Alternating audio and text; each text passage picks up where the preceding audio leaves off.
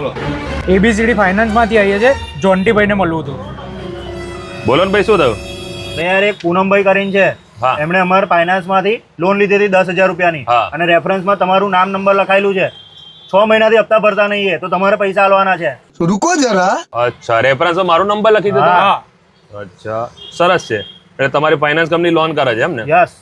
કેટલા સુધીની loan maximum આપો છો? અમે તો 10 કરોડની લોન આપીએ છીએ. सबर करो. 10 કરોડની લોન આપો છો? હા. તો ચલો, આધાર કાર્ડ, પાન કાર્ડ ને ડોક્યુમેન્ટ વાળો જ મારે 10 કરોડની લોન કરો, અને રેફરન્સમાં મારું મુકેશ કાકા નંબર લખી દો. ઓ ભાઈ, મુકેશ કાકા તમને ઓળખે છે, તમે એમને ઓળખો છો, તો એમનો નંબર લખાવો છો તમે.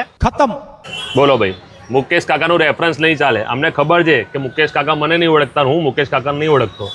તો મિત્રો, જ્યારે તમે પૂનમભાઈને લોન આલતા હતા, તો પૂનમભાઈ રેફરન્સમાં મારો નંબર લખાઈ દીધો.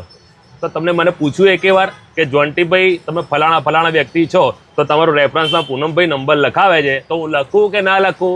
એ પહેલા પૂછ્યું હતું. क्या बात है सर, क्या बात है. યાર વાત તો તમારી 100% સાચી છે. તો ભાઈ, વાત તો મારી 100% સાચી જ છે, પણ સમજવા જેવી બી છે.